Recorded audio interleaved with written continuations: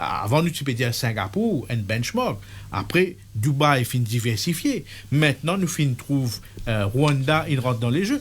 Même l'Inde, il peut créer l'espace dans le Gujarat, quand il fin faire la ville spéciale pour le secteur financier. Et là, avec les Seychelles. Que Modi est stratégique. Ben oui. Les pays développés, il y a un meilleur pays scandinave pour les bien sûr.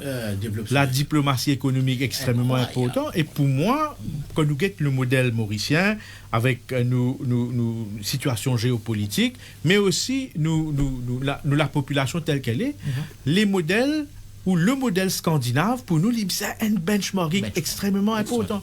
Que ce soit la façon de vivre, que ce soit la façon de faire le business, mais que ce soit la façon comment nous mettons tout ça là en symbiose avec la nature et l'environnement, parce qu'il nous un des pays les plus vulnérables dans sa section du monde là.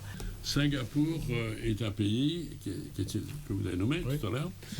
Singapour est un pays où le coût de main-d'œuvre est très élevé. C'est un pays assez haut niveau, peut-être même le PNB, c'est un des plus hauts mondiaux, peut-être, je ne sais pas exactement. Mais ils ont réussi à faire que leur économie tourne et à faire de la valeur ajoutée sur des produits sophistiqués et importants.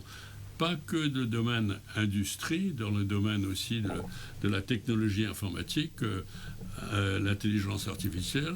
Donc il y a un exemple qui existe. On ne va pas réinventer le monde parce que Singapour, c'est un exemple pour nous et on peut arriver à cette solution. Je suis convaincu qu'on peut le faire parce que c'est une question de bonne volonté et avec nos compétences, bien que certaines compétences mauriciennes quittent le pays. C'est vrai, mais on a des compétences, des gens de valeur qui sont là et on pourrait repartir. Il y a des pays aussi européens qui sont aussi à la pointe de développement, c'est la Finlande. Les pays scandinaves en général. Les pays scandinaves en général, qui ont relancé leur économie de façon extraordinaire.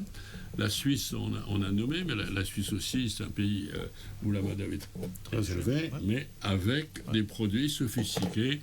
Moi, je connais bien la Suisse pour différentes raisons où j'ai travaillé avec des entreprises suisses, des entreprises industrielles suisses. D'ailleurs, j'ai fait mes études à Zurich en Suisse, mes études supérieures, à l'école fédérale de l'industrie. Bon, je connais bien la Suisse pour des raisons un peu professionnelles et aussi d'étudiants. Mais ce que je veux dire, c'est des pays qui ont réussi à se développer quoi qu'il arrive. Donc, pour moi, la taxation est un élément secondaire, c'est la relance et la confiance qui doit être mise en place.